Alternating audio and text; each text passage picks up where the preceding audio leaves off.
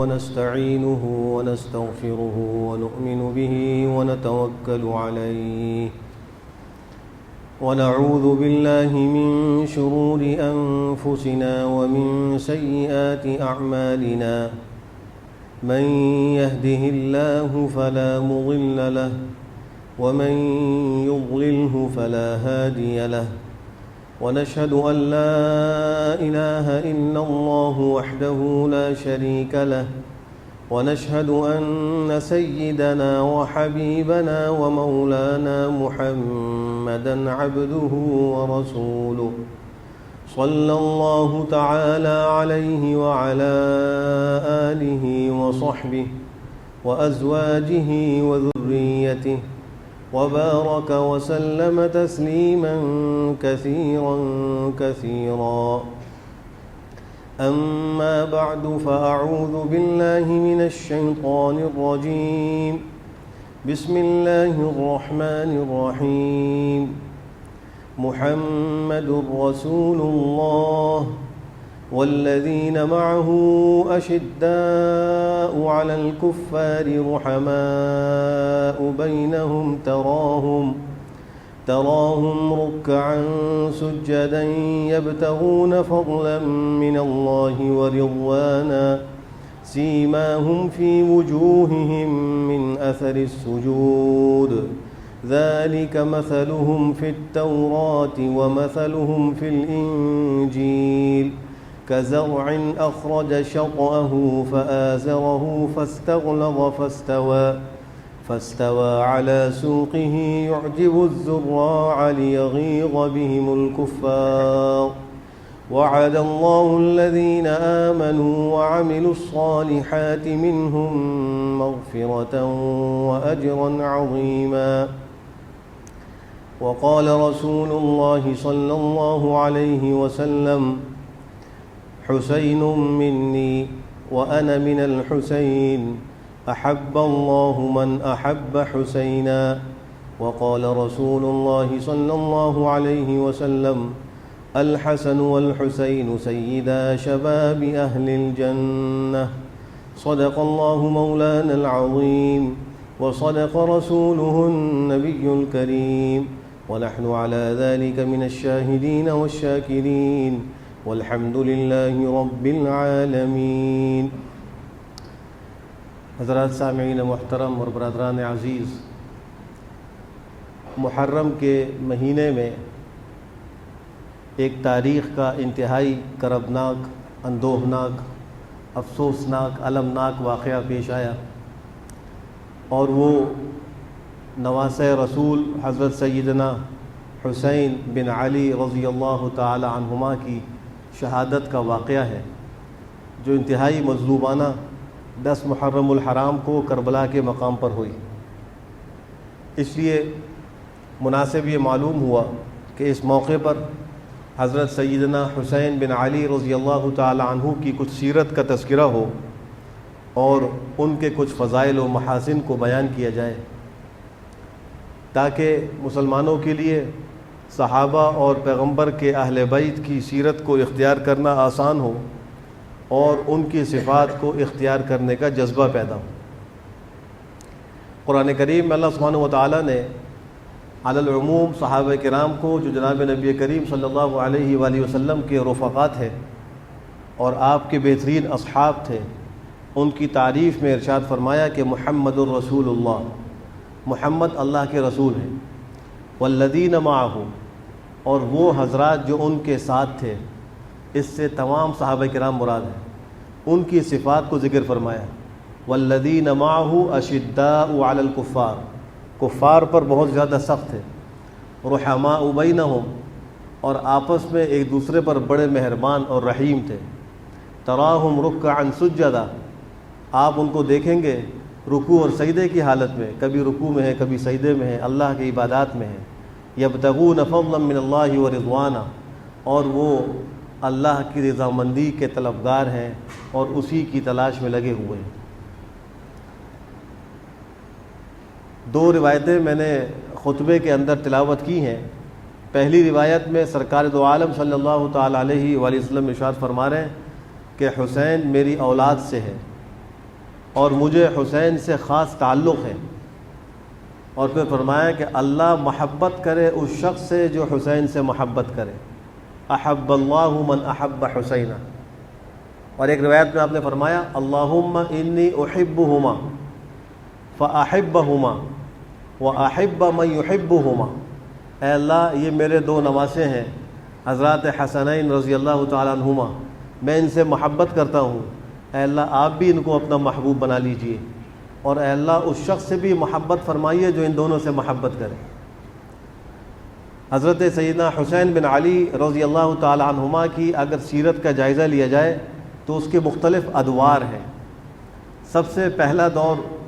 ان کی سیرت کا وہ ان کی پیدائش سے لے کر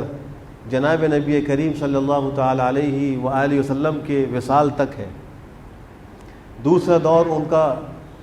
آپ صلی اللہ علیہ وآلہ وسلم کے وصال سے لے کر حضرت علی کرم اللہ تعالی وجہہ کی شہادت تک ہے، اور تیسرا دور ان کا حضرت علی کرم اللہ تعالی وجہہ کی شہادت کے بعد سے لے کر ان کے بڑے بھائی حضرت حسن بن علی رضی اللہ تعالی عنہما کی وفات تک ہے، اور چوتھا دور ان کا اس کے بعد اپنی شہادت تک کا ہے۔ یہ چار ادوار پر ان کی سیرت مشتمل ہے۔ اگر ہم ان کے سب سے پہلے دور کی بات کریں جو ان کی پیدائش سے لے کر سرکار دو عالم صلی اللہ تعالی علیہ وآلہ وسلم کے وصال تک ہے، تو ان کی پیدائش اکثر حضرات کے نزدیک 5 شعبان سن 4 ہجری کو ہوئی ہے۔ حضرت علی کرم اللہ تعالی وجہہ ان کے والد ماجد ہیں، اور پوری کائنات میں حضرت سیدنا حسین بن علی رضی اللہ تعالی عنہما اور ان کے بہن بھائیوں کے علاوہ کسی کا سلسلہ نسب اتنا عالی، اتنا محترم اور اتنا معزز نہیں ہے جتنا ان کا ہے۔ اندازہ لگائیے کہ ان کے والد ماجد حضرت علی رضی اللہ تعالی عنہ جو داماد رسول ہیں، ان کی والدہ محترمہ حضرت فاطمہ رضی اللہ تعالی عنہ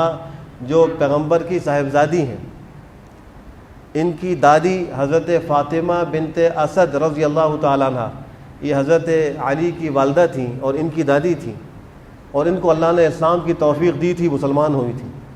اور مدینہ منورہ کی طرف ہجرت بھی کی تھی، اور جب ان کا انتقال ہوا تو ان کی تدفین میں سرکار دو عالم صلی اللہ علیہ وآلہ وسلم شریک بھی ہوئے تھے۔ اللہ نے ان کو بھی بڑا اونچا رتبہ عطا فرمایا تھا۔ اگر ان کی نانی کو دیکھیں تو وہ حضرت خدیجہ الکبریٰ رضی اللہ تعالی عنہا ہیں، جناب نبی کریم صلی اللہ تعالی علیہ وآلہ وسلم کی سب سے پہلی زوجہ محترمہ، جن سے آپ نے 25 سال کی عمر میں سب سے پہلا نکاح فرمایا، اور ان کی عمر اس وقت 40 سال تھی، 15 سال کا فرق تھا۔ روایات میں آتا ہے کہ آپ نے فرمایا کہ اپنے زمانے میں سب سے عظیم عورت یہی خاتون تھی، سب سے افضل عورت یہی تھی۔ ایک موقع پر جب سرکار دو عالم صلی اللہ تعالی علیہ وآلہ وسلم غار حرا میں تشریف جایا کرتے تھے اور وہاں عبادت کرتے تھے، تو حضرت خدیجہ الکبریٰ آپ کی خدمت کیا کرتی تھیں اور آپ کے لیے کھانے اور پینے کا سامان وہاں پہنچایا کرتی تھیں۔ ایک دفعہ سامان لے کر گھر سے نکلی، ہاتھ میں وہ ٹوکرا تھا جس میں کچھ سامان تھا کھانے پینے کا۔ ان کے غار حرا پہنچنے سے پہلے حضرت جبریل امین تشریف لے آئے اور آ کر سرکار دو عالم صلی اللہ علیہ وآلہ وسلم سے عرض کیا کہ ابھی خدیجہ آ رہی ہیں، جب وہ آ جائیں تو ان کو بشارت دیجئے ان پر اللہ کی سلامتی کی، یعنی ان کو میری طرف سے اور اللہ کی طرف سے سلامتی کی بشارت دیجئے۔ ان کے آنے سے پہلے وہ یہ کہہ رہے۔ اگر حضرت سیدنا حسین بن علی رضی اللہ تعالی عنہما کے نانا کے بارے میں کہا جائے تو وہ سید الانبیاء والمرسلین، خاتم الانبیاء محمد مصطفیٰ احمد مجتبیٰ صلی اللہ تعالی علیہ وآلہ وسلم ہیں، کہ جو ساری کائنات میں، ساری مخلوق میں سب سے افضل، جن کو اللہ نے اپنے انبیاء کا خاتم بنایا، اپنا محبوب بنایا، اور قیامت تک کی آنے والی انسانیت کو ان کی اتباع کا اور ان پر ایمان لانے کا حکم دیا۔ تو این خانہ ہما آفتاب است، جس طرف نگاہ دوڑائیے تو وہ سارے ہی سارے آفتاب و مہتاب ہیں۔ تو ان جیسا سلسلہ نسب اور ان جیسا خاندان ان کے بہن بھائیوں کے علاوہ ساری کائنات میں کسی کو نصیب نہیں تھا۔ حضرت علی کرم اللہ تعالی وجہہ یہ بچپن ہی میں آپ صلی اللہ علیہ وآلہ وسلم کی خدمت میں آ گئے تھے اور ان کی پرورش میں رہتے تھے۔ چونکہ ابو طالب کو معاشی پریشانیاں تھیں اور اولاد زیادہ تھی، تو آپ نے ان سے کہا کہ ایک بیٹا مجھے دے دو، میں اس کی پرورش کروں گا، اس کا خرچہ آپ پر نہیں ہوگا۔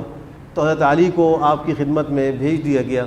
اور آپ کی صحبت ہی کا اثر تھا کہ بچوں میں سب سے پہلے ایمان لانے والے حضرت علی المرتضیٰ رضی اللہ تعالیٰ عنہ بچپن ہی میں مسلمان ہو گئے تھے اور پیغمبر کے ساتھ رہے، اور جب ان کی عمر 21 سال کی ہوئی تو سرکار دو عالم صلی اللہ علیہ وآلہ وسلم نے اپنی چہیتی صاحبزادی حضرت فاطمہ الزہرا ان کے نکاح میں دے دیں۔ حضرت فاطمہ کی عمر 15 سال تھی اور ان کی عمر 21 سال تھی، اور یہ کائنات کی ایک بہترین جوڑی تھی جن کا نکاح ہوا۔ ان کے رشتے سے پہلے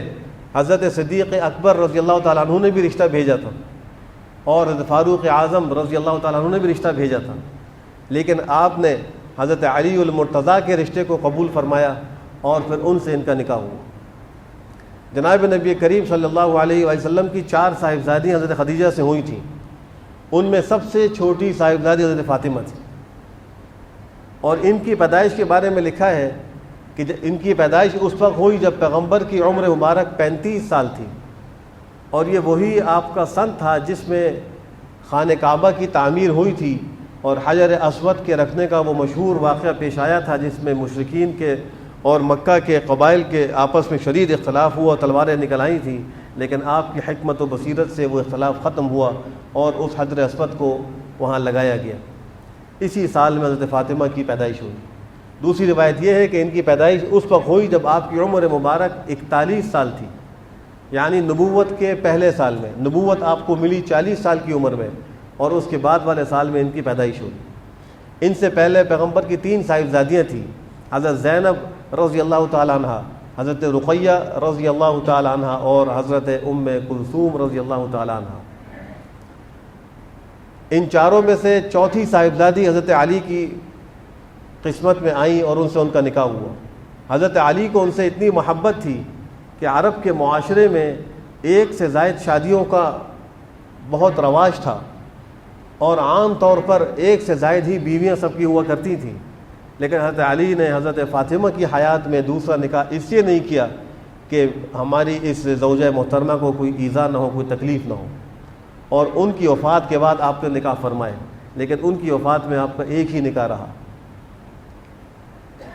حضرت فاطمہ جب امید سے تھیں اور حضرت حسین کی ابھی تک پیدائش نہیں ہوئی تھی، تو حضرت ام الفضل جو حضرت عباس رضی اللہ تعالیٰ عنہ کی زوجہ محترمہ ہیں اور حضرت عبداللہ ابن عباس کی والدہ ماجدہ ہیں، انہوں نے خواب دیکھا۔ اس خواب سے وہ بہت زیادہ پریشان ہوئی اور اس کو کسی ذکر نہیں کیا، لیکن جناب نبی کریم صلی اللہ علیہ وآلہ وسلم سے عرض کیا کہ میں نے خواب دیکھا ہے، بہت پریشان ہوں، اور وہ خواب مجھے بڑا عجیب معلوم ہوا۔ آپ نے پوچھا کہ وہ کیا خواب دیکھا ہے؟ وہ خاموش رہیں۔ بار بار کے اصرار پر آپ نے وہ خواب پیغمبر کو سنایا کہ میں نے یہ دیکھا ہے کہ اللہ کے رسول آپ کے جسم مبارک کا ایک حصہ کاٹ کر میری گود میں ڈال دیا گیا۔ تو پیغمبر کے جسم مبارک کا حصہ کٹنا اور ان کا میری گود میں آنا، یہ مجھے بہت ہی عجیب و خوفناک معلوم ہوا۔ تو آپ نے فرمایا کہ پریشان ہونے کی بات نہیں، یہ تو بڑا اچھا خواب ہے۔ اس کی تعبیر یہ ہے کہ میری بیٹی فاطمہ کے یہاں اللہ ایک لڑکا پیدا کرے گا، ایک لڑکا ہوگا، اور اس کی پرورش تمہاری گود میں ہوگی۔ اور یہی ہوا کہ حضرت حسین بن علی رضی اللہ تعالیٰ عنہما پیدا ہوئے، اور حضرت ام الفضل کو پرورش کے لیے دیے گئے، ان کی خدمت میں وہ رہے، ان کی پرورش میں وہ رہے۔ آپ نے حضرت علی کرم اللہ تعالیٰ وجہہ کو ایک موقع پر جب وہ آپ کی خدمت میں آئے روتے ہوئے، رو رہے تھے، اور یہ وہ موقع تھا کہ جب آپ نے مہاجرین و انصار کے درمیان میں مواخات قائم فرمائی تھی، اور ان میں سے ہر ایک کو کسی نہ کسی کا بھائی بنایا تھا، تو حضرت علی کی مواخات کسی سے قائم نہیں کی، تو آپ کی خدمت میں آئے۔ روایت میں آتا ہے تدمع عیناہ، ان کی آنکھیں آنسوؤں سے بہہ رہی تھیں۔ انہوں نے عرض کیا یا رسول اللہ، اے اللہ کے رسول، آخیت بین اصحابک، آپ نے اپنے صحابہ کے درمیان مواخات قائم کر دی، ولم تواخی بینی وبین احد، لیکن میرے اور کسی اور کے درمیان آپ نے مواخات قائم نہیں کی. آپ نے فرمایا یا علی انت اخی فی الدنیا والآخرہ، اے علی تو میرا بھائی ہے، میری تیری مواخات ہے دنیا میں بھی اور آخرت میں. اور ایک موقع پر جب آپ غزوہ تبوک کے لیے تشریف لے جا رہے تھے تو حضرت علی کرم اللہ تعالی وجہہ کو آپ نے اپنے پیچھے اپنا جانشین بنایا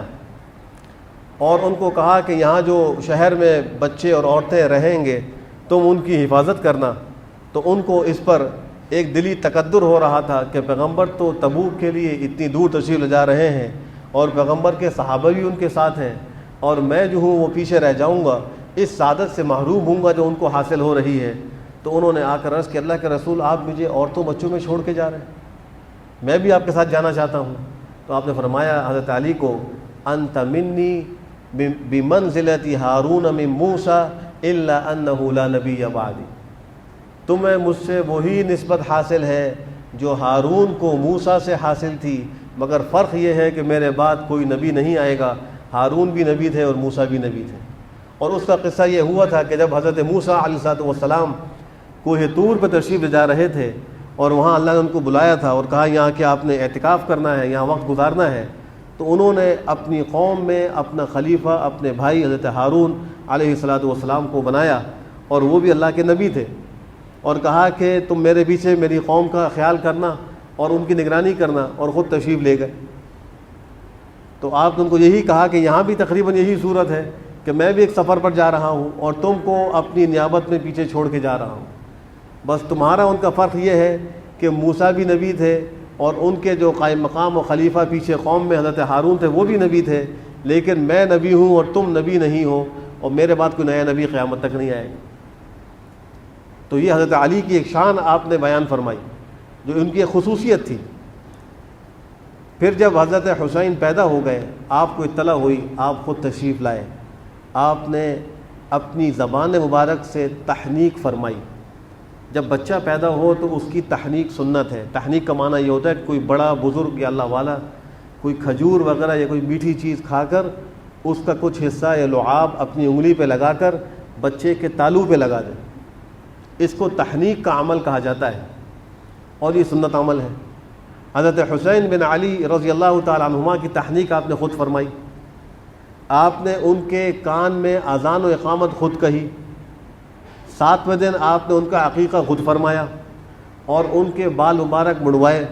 اور اس بال مبارک کے وزن کے برابر چاندی کا صدقہ کیا. یہ سارے کام آپ نے خود انجام دیے اور ان کا نام خود تجویز فرمایا کہ میرے اس نواسے کا نام حسین. اور ایک موقع پہ آپ نے فرمایا تھا کہ حسین میری اولاد میں سے ہے اور مجھ کو حسین سے خاص تعلق ہے، اور اے اللہ آپ محبت کریں اس سے جو حسین سے محبت کرے. یہ بھی آپ نے ایک موقع پہ ان کی فضیلت کے لیے بیان فرمایا. حضرت علی کرم اللہ تعالی وجہہ کی 4 اولادیں حضرت فاطمہ الزہرا سے ہوئیں. ان میں 3 بیٹے تھے اور 1 بیٹی تھی. ایک کا نام محسن تھا، بچپن میں انتقال کر گئے. دوسرے بیٹے حسن تھے،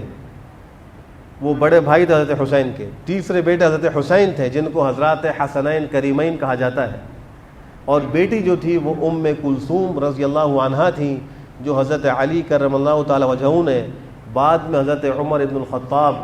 رضی اللہ تعالی عنہ کے نکاح میں دی تھی.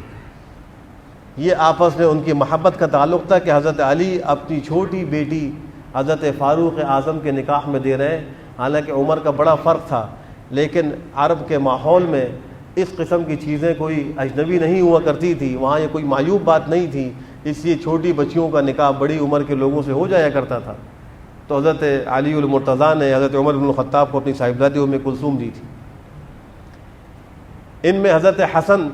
بن علی جو تھے یہ ان کو زہر دیا گیا اور یہ بھی شہید ہوئے. حضرت حسین رضی اللہ عنہ ان کو بھی کربلا کے مقام پر شہید کیا گیا. اور اس کا مختصر خلاصہ یہی ہے کہ اہل کوفہ نے آپ کو بڑے خطوط لکھے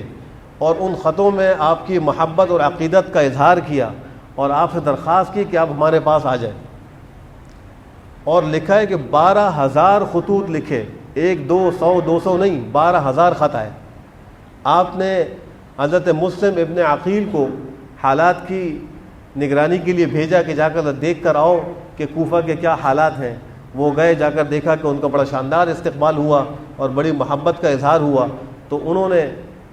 خط لکھ دیا کہ یہاں حالات بڑے سازگار ہیں، آپ تشریف لا سکتے ہیں۔ ان کو خط ملا، انہوں نے تیاری کر لی۔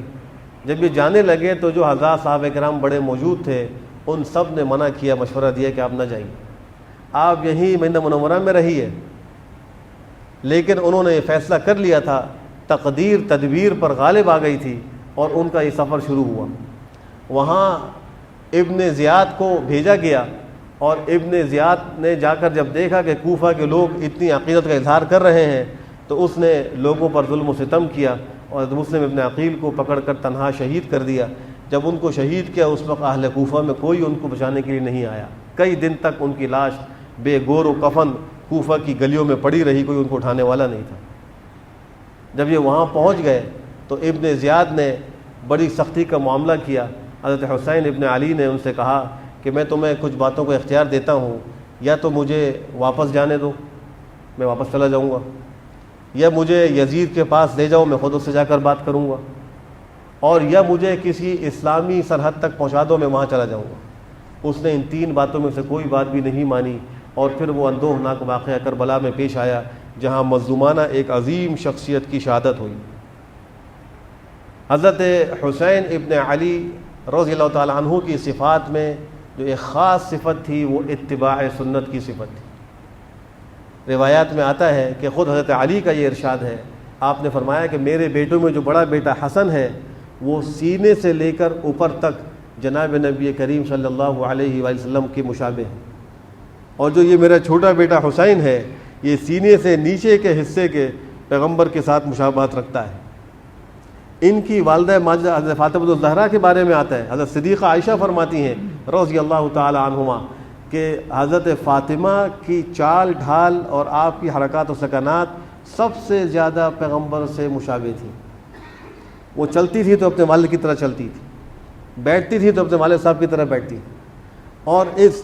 عظیم باپ اور بیٹی کے آپس میں محبت و عقیدے کا تعلق کیسا تھا کہ روایت میں آتا ہے کہ جب سرکار دو عالم صلی اللہ تعالی علیہ وآلہ وسلم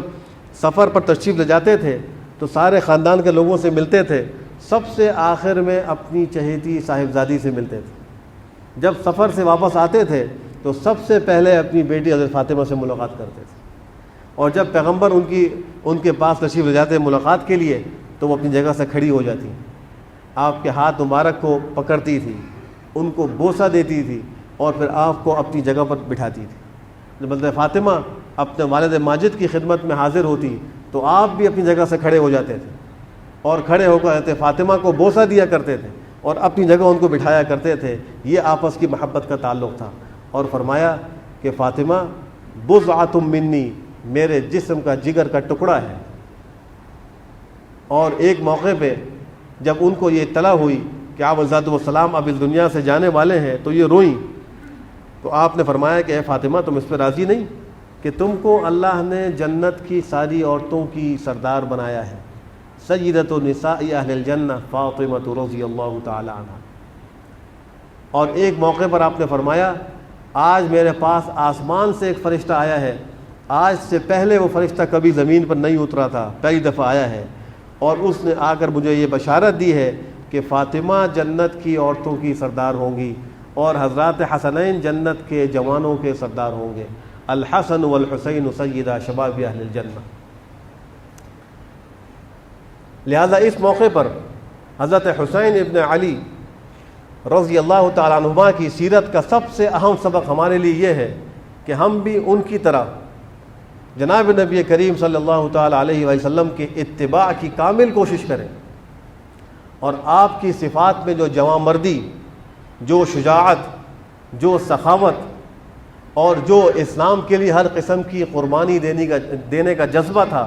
ہم بھی اپنے اندر ان تمام صفات کو پیدا کریں کہ جب کبھی اسلام اور دنیا کے آپس میں تقابل ہو تو ہماری ترجیح اسلام ہو، دنیا نہ ہو۔ خود حضرت حسین ابن علی رضی اللہ تعالیٰ عنہ سے جو اشعار منقول ہیں ان کے اندر بھی دنیا سے انتہائی بے رغبتی، دنیا کی دولت، اس کی خوراکیں، اس کی پوشاکیں اور اس کے ساز و سامان سے انتہائی بے رغبت تھے۔ رجوع الی اللہ اور اللہ کے راضی کرنے کے لیے ہمتاً ہر وقت تیار رہتے تھے۔ ہر انسان کے لیے حضرت حسین رضی اللہ تعالیٰ عنہ کی سیرت میں یہ سبق موجود ہے۔ اللہ ہم سب کو اس پر عمل کرنے کی توفیق نصیب فرمائے۔ دوسری بات یہ عرض کرنی ہے، گزشتہ جمعے میں سن ہجری کی ایک تاریخ ذکر کی گئی تھی اور اس میں محرم کے کچھ فضائل اور اس میں کرنے والے کچھ کاموں کا تذکرہ تھا۔ کچھ کام ایسے ہیں جن کا ثبوت محرم کے اندر اسلام سے نہیں ہے اور وہ آج ہمارے درمیان میں بہت زیادہ شدت کے ساتھ انجام دیے جا رہے ہیں۔ مسلمانوں کو ان سے احتیاط کرنا چاہیے۔ یہ ایک فطری چیز ہے اور ایک ایمانی تقاضا ہے کہ حضرت حسین ابن علی رضی اللہ تعالیٰ عنہما کی شہادت کا غم ہر مسلمان اپنے دل میں محسوس کرتا ہے۔ غم کا ہونا یہ ایمان کا حصہ ہے، لیکن غم کا منانا شریعت میں ثابت نہیں۔ اس جملے کو انسان اپنے لیے ایک سوچ و فکر کا محل بنائے کہ ایک ہے غم کا ہونا، اگر کسی کو غم نہیں تو اس کی ایمان کی کمزوری ہے، اور ایک ہے غم کا منانا، یہ ایک الگ چیز ہے۔ چاہے وہ اقوال کے ذریعے سے کسی قسم کا اظہار ہو، چاہے وہ پوشاک و لباس کے ذریعے سے اظہار ہو، چاہے وہ کسی محفل کے اعتبار سے ہو، غم کا منانا اس کا اسلام میں کوئی ثبوت نہیں۔ کسی کا انتقال ہو تو 3 دن تک غم ہے، اور اگر شوہر کا انتقال ہو تو بیوی کے لیے 4 مہینے اور 10 دن کا غم ہے۔ بقیہ اس کے علاوہ کوئی غم نہیں ہے جو اسلام کے اندر اس کے منانے کا حکم ہو۔ اس لیے ان خرافات سے اور اس قسم کی چیزوں سے بھی بچنا ہر مسلمان کی ذمہ داری ہے۔ اللہ ہم سب کو قرآن و سنت پر صحیح طریقے سے عمل کی توفیق نصیب فرمائے۔ وآخر دعوانا الحمد للہ۔